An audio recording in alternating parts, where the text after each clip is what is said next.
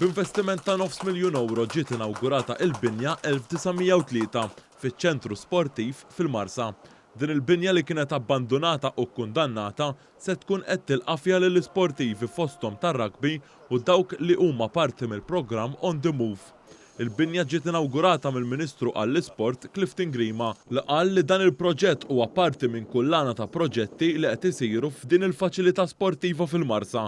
Il-Ministru għall-Isport saħaq li din il-binja qed issalva l-patrimonju nazzjonali ta' pajjiżna. Dan kollu jikkumplimenta il-viżjoni ta' Sport Malta, viżjoni li permess tagħha rridu naraw daw l-akwati li jolew f'dak li huwa livell fejn minn livell delapitata din naraw għal livell internazzjonali li fih pajjiżna ħajkun propju fil-xhur illi ġejjin jospita propju avvenimenti ta' livell internazzjonali.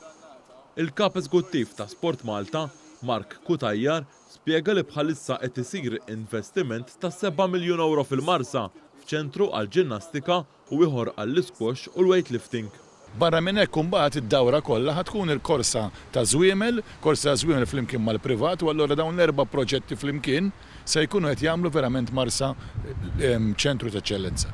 Iċ-Chairman ta' Sport Malta, Luciano Busuttil, qal kif l-obbligu ta' Sport Malta huwa li tkompli tagħti s-sapport lill-atleti bl-aqwa infrastruttura.